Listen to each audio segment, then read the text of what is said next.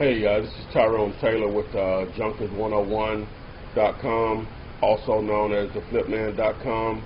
Today's video, wholesaling houses, where should you start first?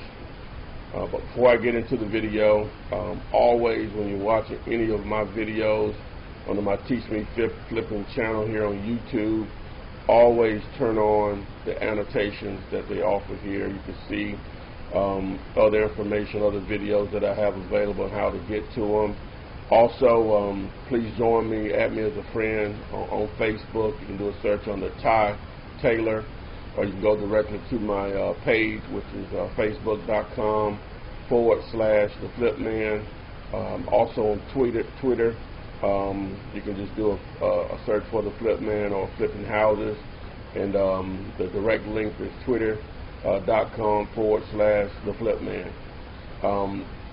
But definitely, obviously, I still offer all of my courses, or options on my course and mentorship. If you haven't figured out by now, as the date of this video, I have over 50 plus videos. I basically give the information away. What you're paying for is me to actually walk you through deals, which can, I guess, be very important to your success. If you have someone, a mentor, a coach, to actually troubleshoot issues that you may not be able to resolve at this point in your real estate investing career.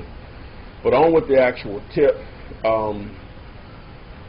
This is a question that I get asked often through email, by phone, text message. What should I do first? And a large part of that is, where should I start first, as far as what area should I target? Should I target my the area that I live in as far as locally? Should I try to go online and target other markets in different states or other part of my particular state or different cities?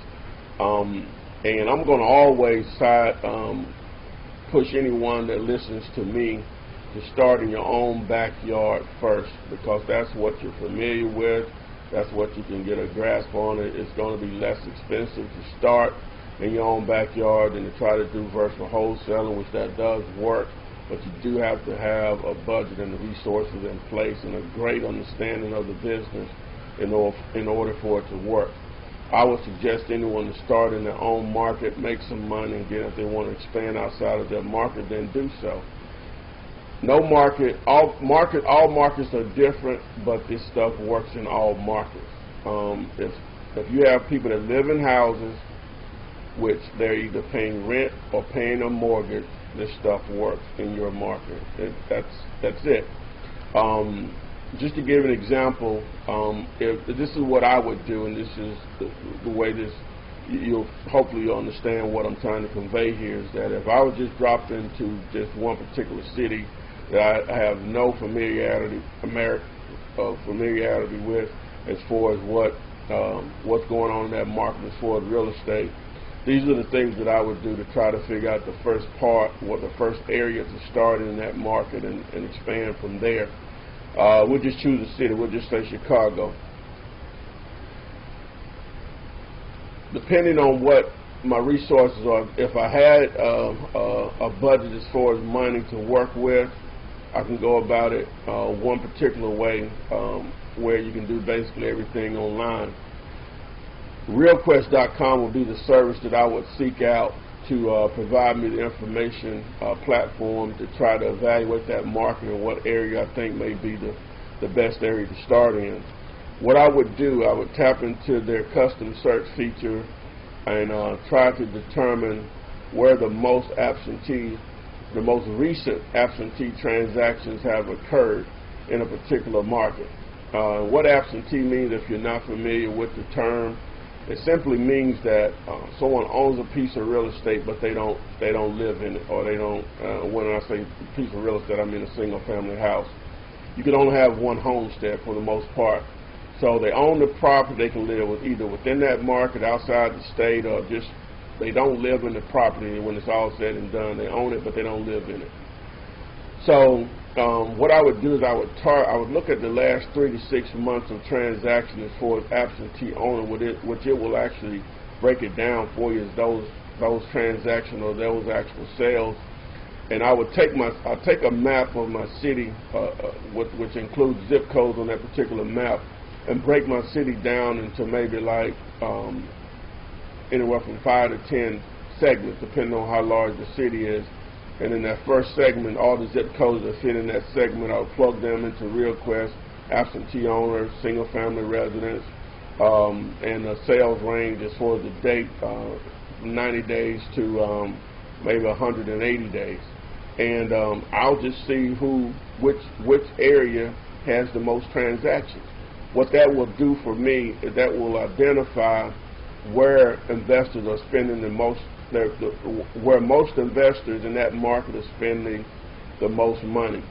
The reason that you will know that they're investors because why would someone, for the most part, not all in all situations, but for the most part, why would someone recently buy a property and have it coded with the county as absentee if it wasn't an investment property? There are some other reasons, but for the most part, those are going to be investors.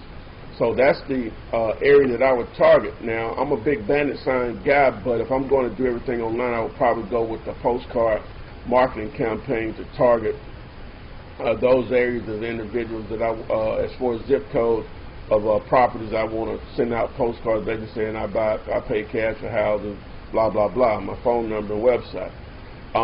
The other way to do it, and say you didn't have a budget to work with, is you simply have to get out. And as I said, I'm a big bandit sign guy. Anyone that's watched any number of my videos, they'll understand that. You get out and actually drive those neighborhoods. You got to get outside of your comfort zone. I'm going to repeat, you got to get outside of your comfort zone. Drive your city, drive your metropolitan area to see where do you see bandit signs. Only thing you're looking for is what's working. These guys are not spending their money and time putting out these signs that they're not working. I've tried everything, bandit signs, postcards, TV, radio, billboard, internet, newspapers. Nothing works better than bandit signs. That's why I preach so heavily on it, because everyone has a cell phone. It sparks an immediate reaction to something, a piece of real estate that someone is, because they see your sign in traffic. They may not even be thinking about it, and they call to see what you have to offer. But what I would do is I would go into those areas, and that's where I would start doing business to start, because that's the least expensive, most effective way to get your phone ring with motivated sellers. There are a lot of ways to look for deals. You can do probate, on the internet, realtors, expired MLS listings, all that stuff works, but nothing is more refreshing, in my opinion, is when someone is calling you for something that you have to offer, which is basically your services are paying cash for houses as a wholesaler. It doesn't matter where the money comes from your end buyers, people like to say. Only thing the seller cares about is can you close the deal.